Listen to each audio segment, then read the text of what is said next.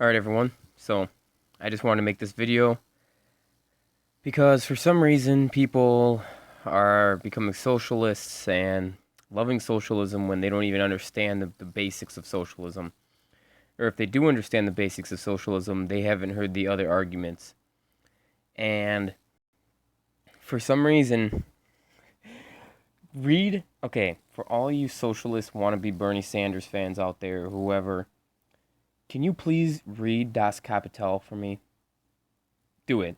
I dare you. I guarantee you, you would not be able to make it to page 5 without wanting to strangle yourself. Because I read almost every day, and I can't even read the first 3 pages without wanting to strangle myself. And it's not because I don't understand what he's saying. I understand exactly what he's saying.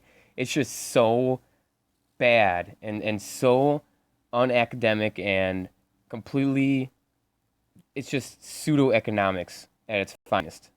I mean, anybody who studied free market economics will know that this stuff has been debunked for hundreds of years, and we don't even understand why this is still around. I mean, we really don't. And I just wanted to show you a few highlights of why it's so. So this is literally it.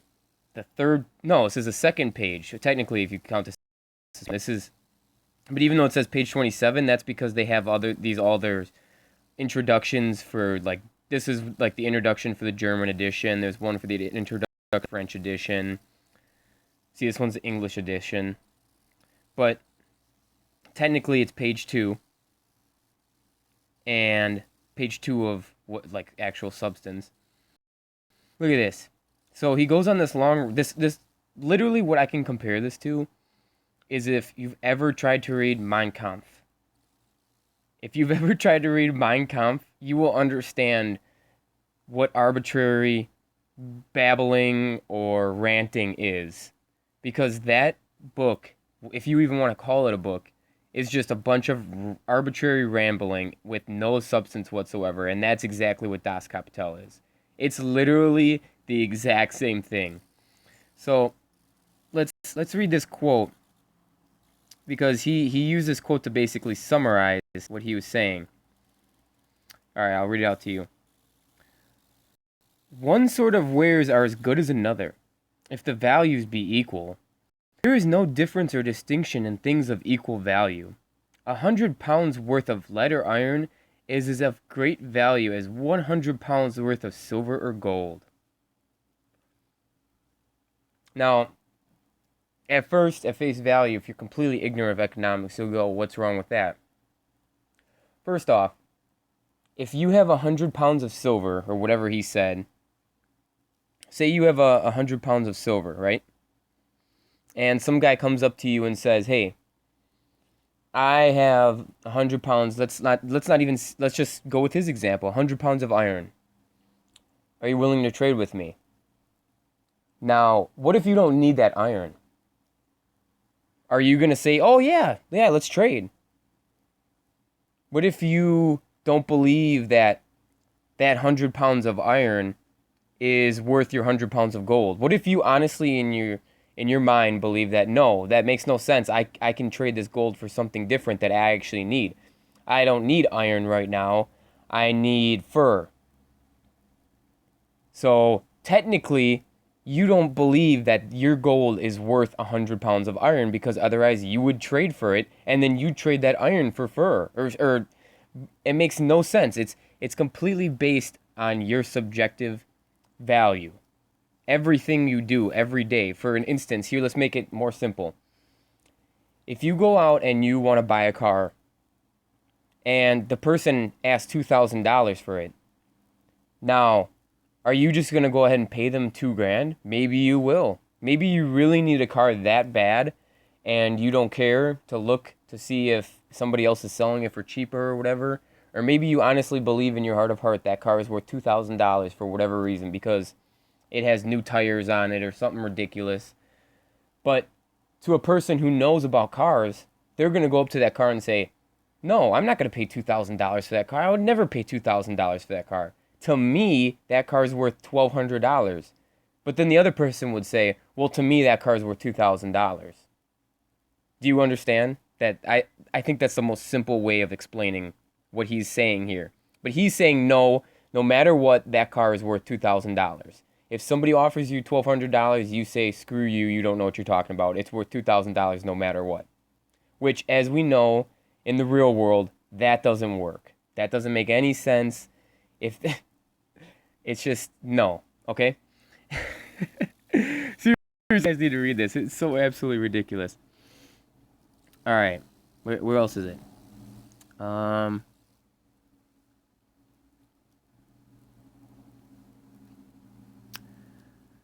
Let's see. Oh, where is it? Wherever it says England. Okay. I need to find where he mentions England and producing. Where is it? Sorry, I just. Here we go. I just completely forgot about where it was. All right. The introduction. So he's trying to basically say here that all labor is worth the same value. That's what he's trying to say here. All right. The introduction of power looms into England probably reduced by 1/2 the labor required to weave a given quantity of yarn and cloth. The hand loom weavers, as a matter of fact, continued to require the same time as before, but for all that, the product of 1 hour of their labor represented after the change only half an hour's social labor, and consequently fell to 1/2 its former value. Now, if anybody understands anything about supply and demand, they would understand why it fell to half of its value. The supply skyrocketed, people. What happens when the supply goes up?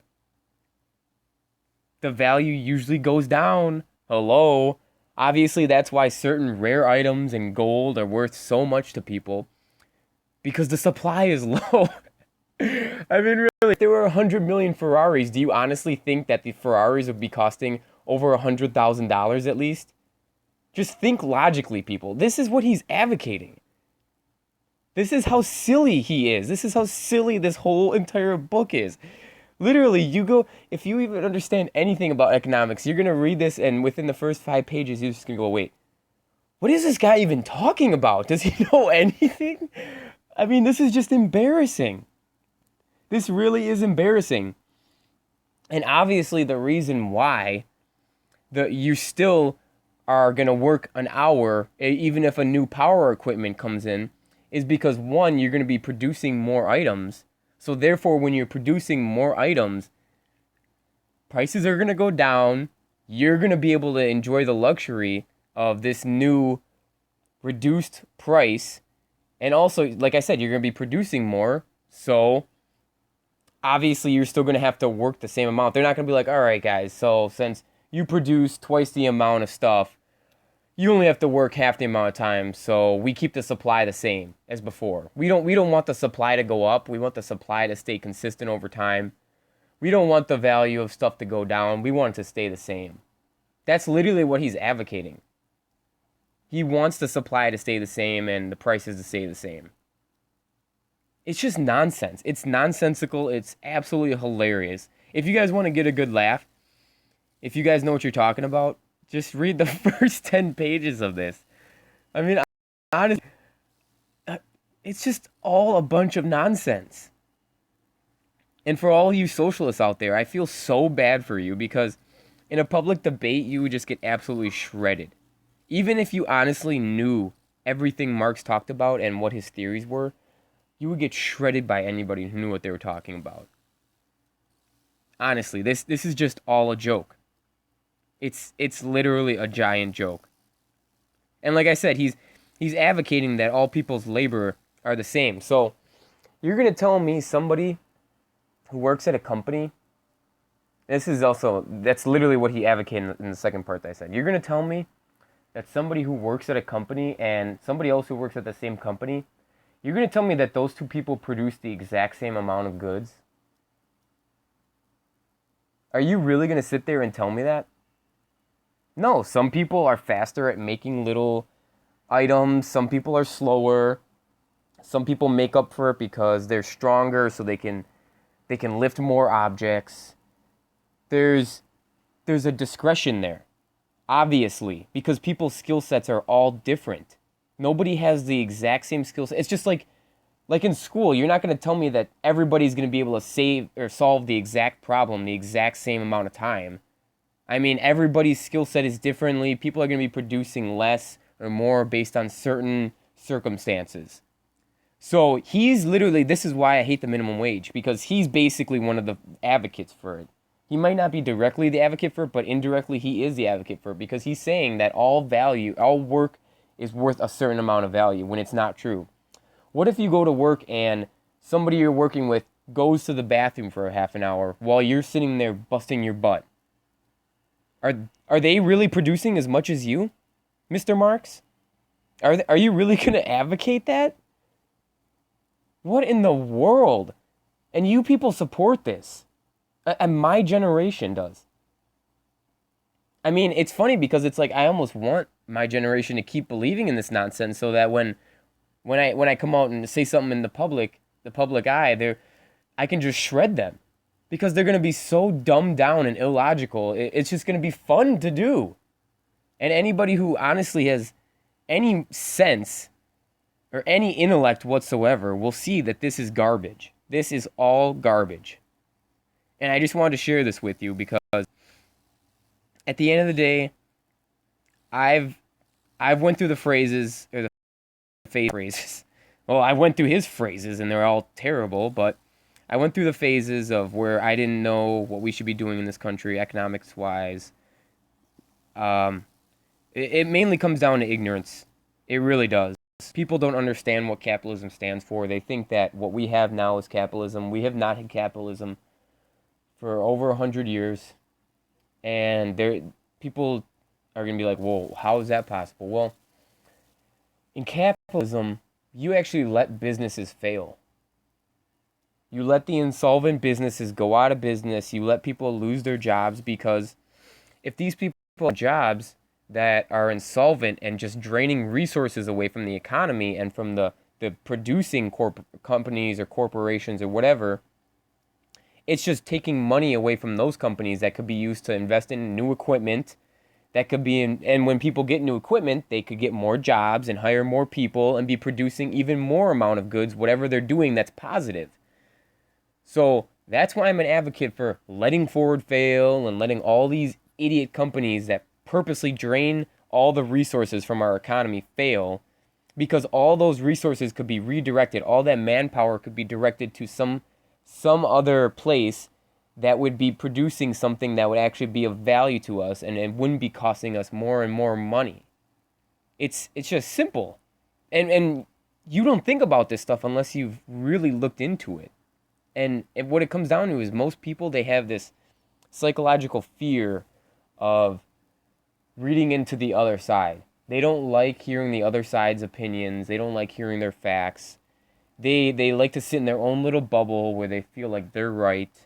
And that's never been a progressive form of society. Where in society has that ever worked, where you just sit there in your own little bubble and basically plug your ears and close your eyes? If somebody says something disprove what you're saying, you just go, no, whatever, I'm not listening to you, you capitalist scum.